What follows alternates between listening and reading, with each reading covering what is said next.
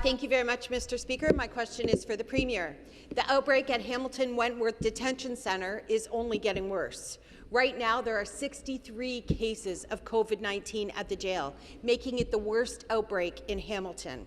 Workers, inmates, and families say that they need better communication, transparency, and a real strategy to end the outbreak. Can the Premier tell us why he's allowed the situation to get so bad and what he's doing to help workers, inmates, and their families at the Hamilton Wentworth Detention Centre get through this horrible outbreak?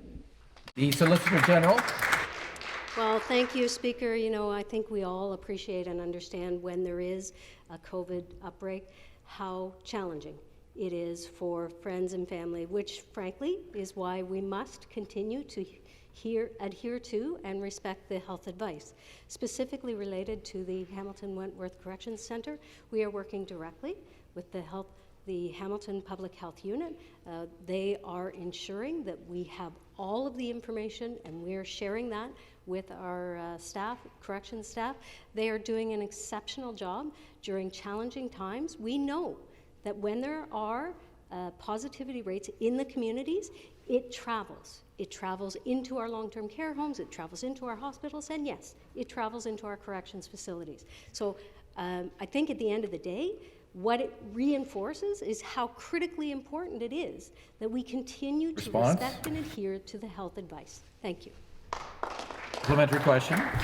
Thank you, Speaker. The Hamilton Wentworth Detention Centre is just the latest correctional facility to suffer an outbreak. Across Ontario, detention centres have faced outbreak after outbreak after outbreak. This government's failure to safeguard staff and inmates from COVID-19 are being felt everywhere. In Hamilton, families are saying that the inmates and their families are being kept in the dark about the response, and that it is growing frustration, mistrust, and concern about the conditions inside.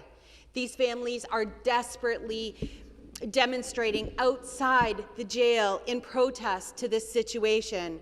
Why has the government allowed this situation to worsen, and when will it start listening to families and workers?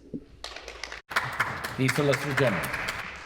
Well, thank you, Speaker. So as the member opposite knows, I trust, when new intakes are received in our corrections facilities, those individuals are offered a test and they are self-isolated from the rest of the community for 14 days to make sure that we are not spreading COVID unnecessarily.